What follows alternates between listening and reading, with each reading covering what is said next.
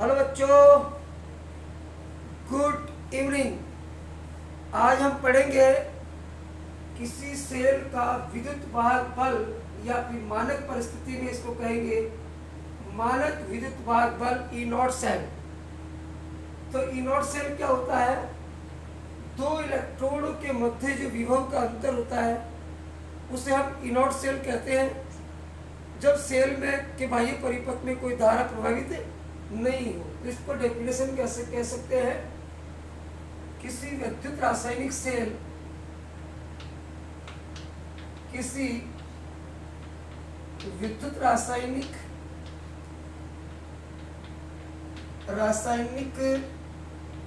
Cell में किसी विद्युत रासायनिक सेल में दो इलेक्ट्रोडों के मध्य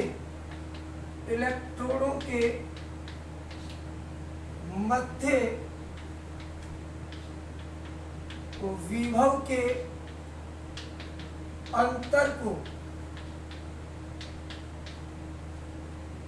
विद्युत वाहक बल कहते हैं।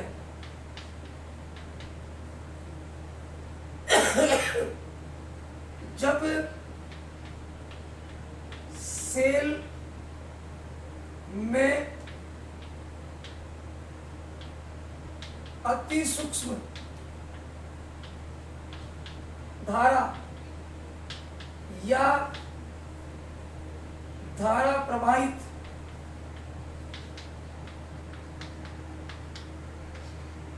न हो रही हो,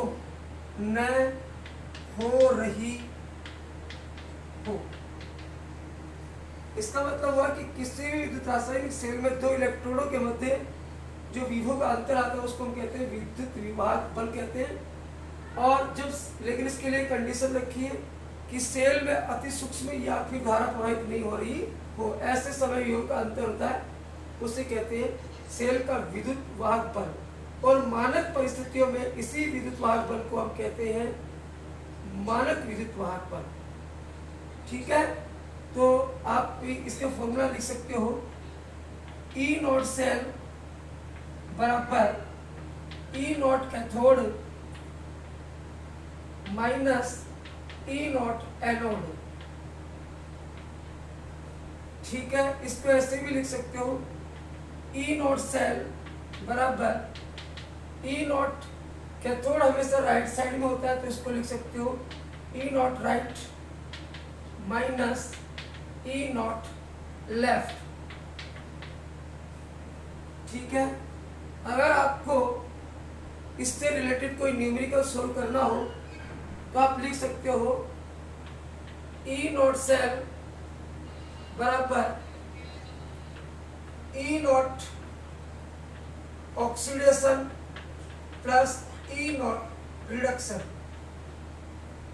ये फॉर्मूला इंपॉर्टेंट फॉर्मूला है, तो न्यूमेरिकल सोल्व करने के लिए आपको ये फॉर्मूला बिल्कुल देखना। तो ई नॉट सेल क्या है? ई नॉट सेल होता है सेल का विद्युत वाहक बल, मानक विद्युत वाहक बल। और ये क्या होता है? ये होता है ऑक्सीकरण विभव। इसको कहते हैं अपन ऑक्सीकरण विभव कहते हैं, और इसको कहते हैं अपचयन विभव। अपचयन विभव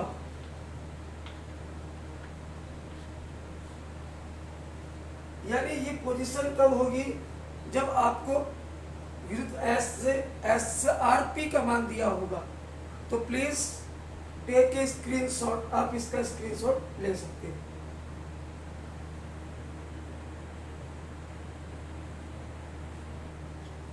एनसीईआरटी का एक क्वेश्चन लेते हैं। देखो क्वेश्चन हमें दिया गया है, एक सेल अभिक्रिया है Cu plus 2Ag plus equal to दे रखा है आपको कॉपर प्लस और Ag। ये आपको दिया गया है कोई सेल अभिक्रिया।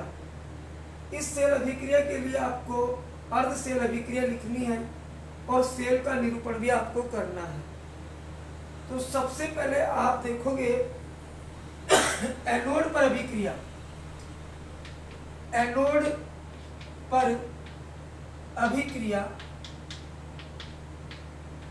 एनोड पर अभिक्रिया कौन सी होती है? ऑक्सीकरण अभिक्रिया। तो ऑक्सीकरण अभिक्रिया,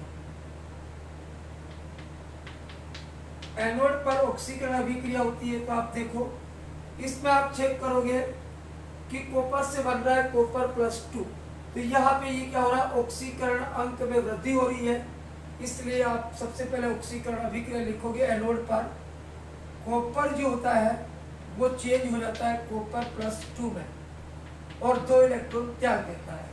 तो ये अभिक्रिया एनोड पर होती है और एनोड पर कॉपर इलेक्ट्रॉन त्याग करके कॉपर +2 बनाता है। इसी प्रकार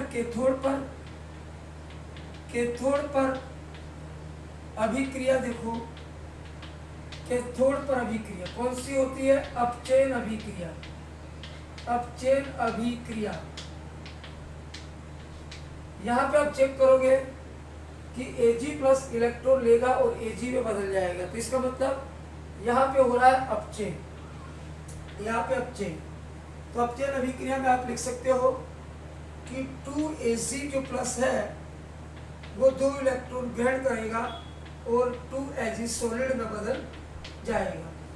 तो इस प्रकार से ये आपकी अर्धसेल अभिक्रिया, ये प्रथम अर्धसेल अभिक्रिया, ये सेकेंड अर्धसेल अभिक्रिया, इन दोनों को मिलाने से संपूर्ण अभिक्रिया ये वाली बन जाती है। तो इस अभिक्रिया के लिए हमने अर्धसेल अभिक्रिया लिख दी है। अब बात करते हैं यार इस सेल के निरूपण की।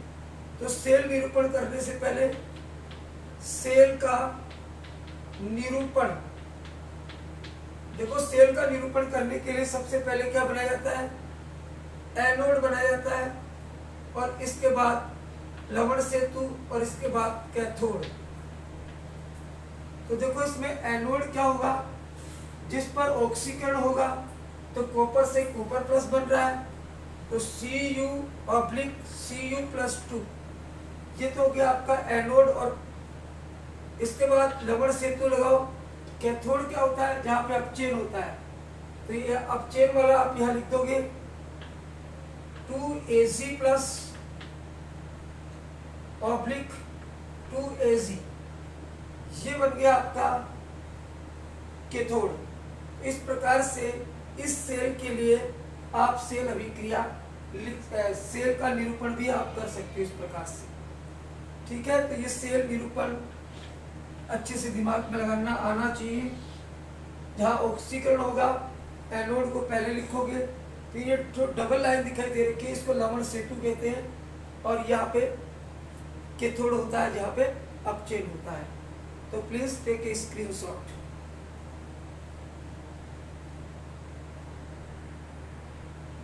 नया टॉपिक लेते हैं अपन, डेनियल सेल द्वारा किया गया अधिकतम कार्य। आपने 11th क्लास में पढ़ा होगा डेनियल सेल द्वारा किया गया अधिकतम कार्य, अधिकतम कार्य, डेनियल सेल द्वारा किया गया अधिकतम कार्य। तो ये ध्यान रखना आपको, आपने 11th में पढ़ा डेल्टा G बराबर -NF(E0) सेल, ये वाला फॉर्मूला आपको याद रखना है। डेल्टा G बराबर -NF(E0) सेल, जहां पे डेल्टा G बराबर होता है गिब्स मुक्त ऊर्जा, यहाँ पे N बराबर होता है स्थानांतरित इलेक्ट्रॉन की संख्या, कितने इलेक्ट्रॉन त्यागते हैं कितने ग्रहण करते हैं उन इलेक्ट्रॉनों की संख्या। F होता है यहाँ पे फैराडे स्थिरांक, फैराडे कांस्टेंट होता है जिसका मान फिक्स होता है 96500 कूलम। और ई नॉट सेल जो होता है वो होता है सेल का मानक विद्युत वाहक बल। तो डेनियल सेल के द्वारा किया गया अधिकतम कार्य का सूत्र क्या होगा? डेल्टा जी बराबर minus N F E naught cell, जहाँ पे एन क्या है? इलेक्ट्रॉन, स्थानांतरित इलेक्ट्रॉन की संख्या, फेराडे स्थिरांक है जिसका मान फिक्स होता है 96500 कूलम। ई नॉट सेल विद्युत वाहक बल होता है और ये होता है गिव्स फ्री एनर्जी। तो प्लीज टेक ए स्क्रीनशॉट, आप इसका स्क्रीनशॉट लोगे और इसके बाद इससे रिलेटेड कुछ न्यूमेरिकल देखते हैं।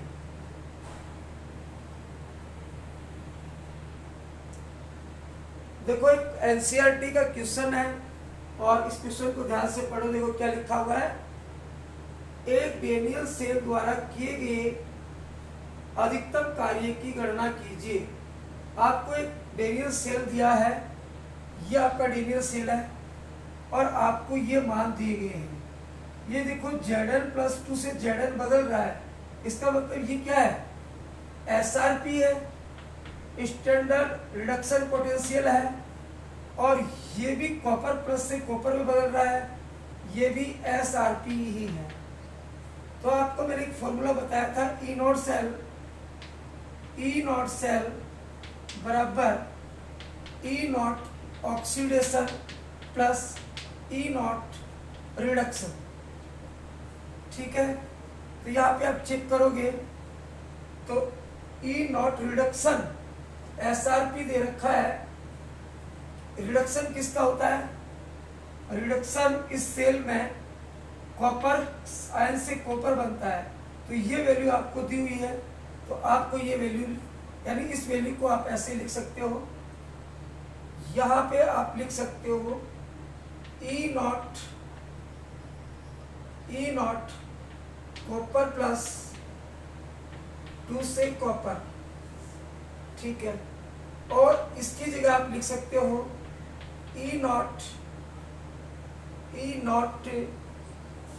ये वाली वैल्यू आप लिख सकते हो ऑक्सीडेशन में Zn/Zn+2। तो आप देखो इसमें ई नॉट सेल बराबर, देखो यहाँ पे आपको दिया हुआ है SRP की वैल्यू, तो आप ये वैल्यू आप लिख सकते हो 0.34 वोल्ट। तो आप क्या लिख सकते हो 0.34 वोल्ट प्लस यहाँ पे देखो ये जो वैल्यू है आपकी SRP में दी हुई है, ये वैल्यू SRP में दी हुई है, आपको इसको SOP में चेंज करना है। तो SOP में चेंज करोगे तो ये माइनस को यहाँ पे प्लस कर देना, तो इसका आंसर कितना आया 0.67 वोल्ट। जब इन दोनों को जोड़ोगे तो ई नॉट सेल बराबर आ जाएगा आपका 0, 10, 11 यानी 1.10 वोल्ट। ये आपका आ गया ई नॉट सेल। आपको अधिकतम कार्य पूछा है, तो अधिकतम कार्य के लिए अपन जानते हैं डेल्टा जी बराबर minus NF E naught cell. देखो यहाँ पे n की वैल्यू कितने इलेक्ट्रॉन ट्रांसफर हो रहे हैं? 2, तो 2 माइनस इंटू f की वैल्यू होगी 96500 और ई नॉट सेल हमने ज्ञात कर लिया है 1.10। अगर इन सबको हम गुणा करेंगे तो हमारे पास जो कार्य आएगा वो आएगा 212,300 जूल। 212,300 जूल और ये आएगा माइनस।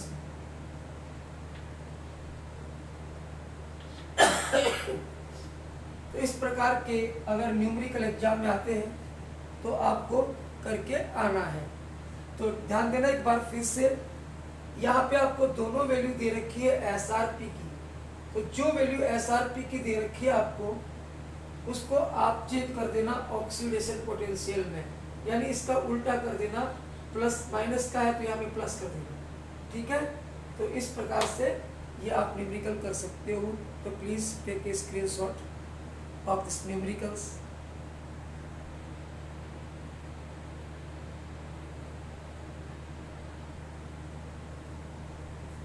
देखो, दो तीन बातें आपको बताऊंगा कि विद्युत रासायनिक सेल, विद्युत रासायनिक सेल को विद्युत अपघटन, विद्युत अपघटनी सेल में बदला जा सकता है। मैं 3 डायग्राम बना रहा हूं। देखो, एक सेल, एक तो ये आपका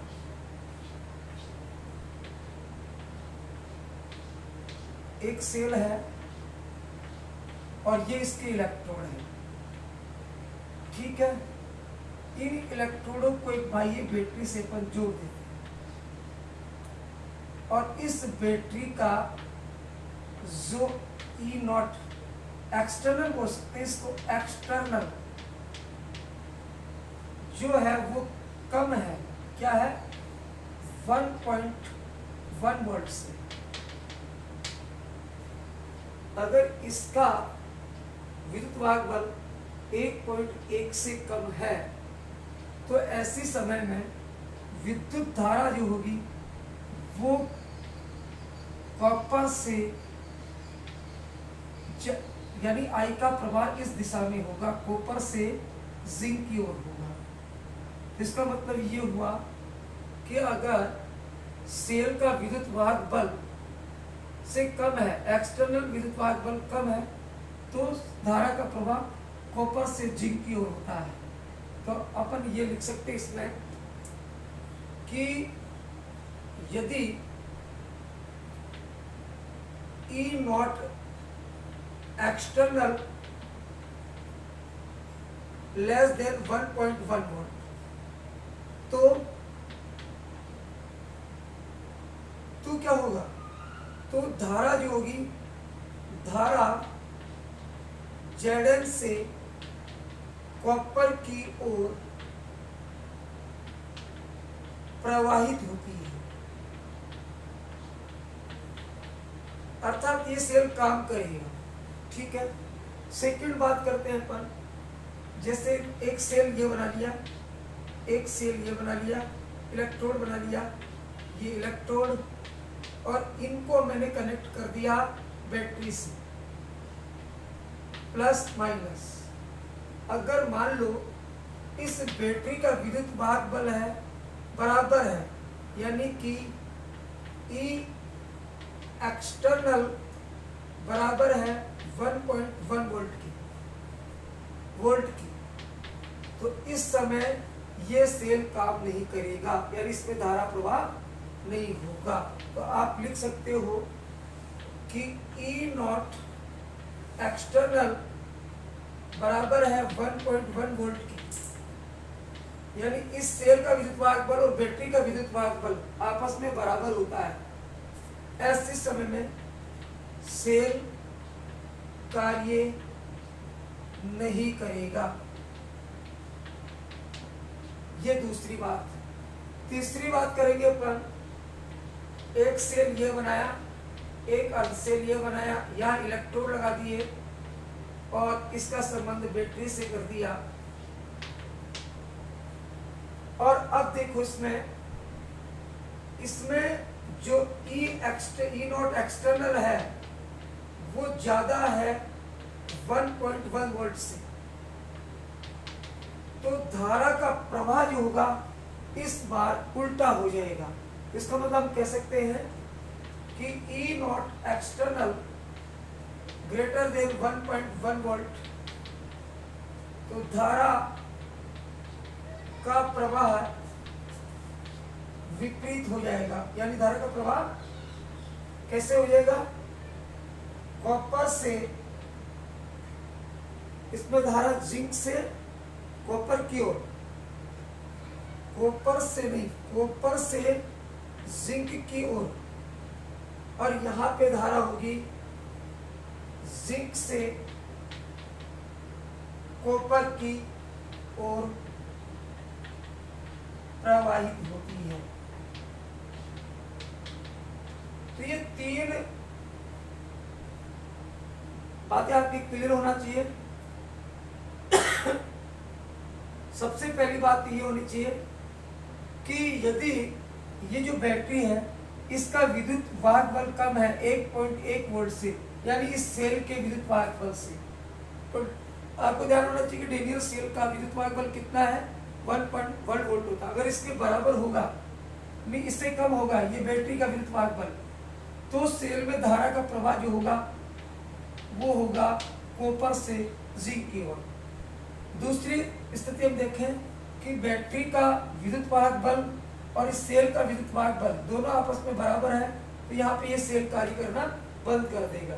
तीसरी स्थिति में देखो कि यदि बैटरी का विद्युत वाहक बल 1.1 वोल्ट से ज्यादा होगा तो धारा का प्रवाह उल्टा हो जाएगा, यानी धारा इस बार जिंक से कॉपर की ओर प्रवाहित होती है।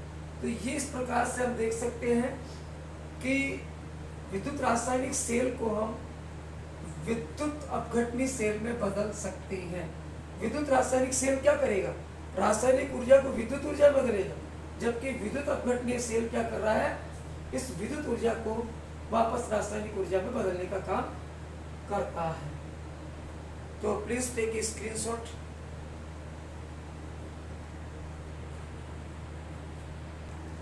तो एक विद्युत रासायनिक सेल को विद्युत अपघटनी सेल में कैसे बदला जा सकता है, इसके लिए अभी मैंने डायग्राम के द्वारा आपको समझाया।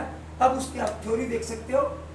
गैल्वेनिक सेल को विद्युत अपघटनी सेल में बदला जा सकता है। फर्स्ट पॉइंट, कैसे बदल सकते, यदि इस सेल में एक विपरीत बाह्य विभव लगा दिया जाए तथा उस विभव को धीरे धीरे बढ़ाया जाए तो प्रक्रिया धीमी हो जाती है। बाह्य विभव लगा दिया, एक बैटरी लगा दी जिसका विभव कितना है 1.1 वोल्ट से कम, और फिर उसको बढ़ाया जाए तो प्रक्रिया धीमी हो जाती है। जैसे सेकंड बात करेंगे, जैसे ही बैटरी का बाह्य विभव या बैटरी का विद्युत वाहक बल 1.1 वोल्ट हो जाता है तो यह अभिक्रिया पूर्ण रूप से रुक जाती है। तीसरे पॉइंट में देखो, यदि बाह्य विभव को बढ़ाते हुए 1.1 वोल्ट से आगे कर दिया जाता है तो अभिक्रिया विपरीत दिशा में होने लगती है। कैसे विपरीत दिशा में, Zn प्लस आयन जो होंगे इलेक्ट्रॉन लेकर के Zn धातु में बदलेंगे, और कॉपर जो है वो इलेक्ट्रॉन त्याग कर कॉपर आयन में बदल जाते हैं। तो कुल मिलाकर हम कह सकते हैं कि ये एक विद्युत अपघटनी सेल के समान कार्य करने लग जाता है, जिसमें एक स्वतः अप्रवर्तित रासायनिक क्रिया प्रारंभ हो जाती है, और ये कार्य किसके द्वारा होता है, बाह्य विद्युत वाहक बल के द्वारा, विभव के द्वारा ये कार्य होता है। तो इस प्रकार से एक विद्युत रासायनिक सेल को हम चेंज कर सकते हैं विद्युत अपघटनी सेल में। टू बी क्लियर, तो आप इसका स्क्रीनशॉट ले सकते हैं।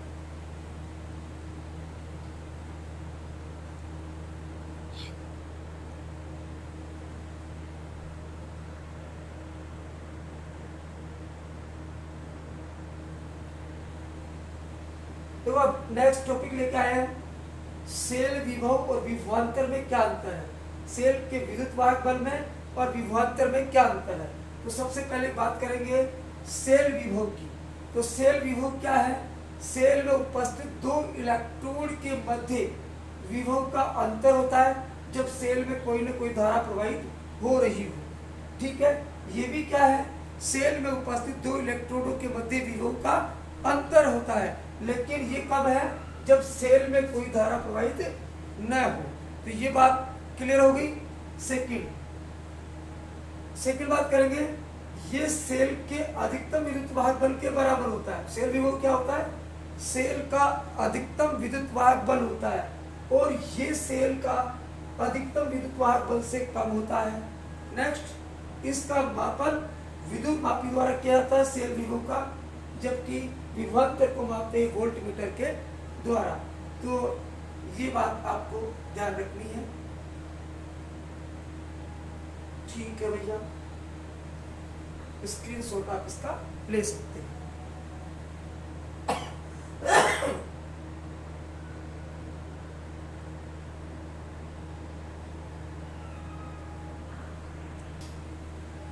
तो आज हमने जो पढ़ा है वो एक तो सेल विभव क्या होता है, विभवांतर क्या होता है, इनमें अंतर क्या होता है।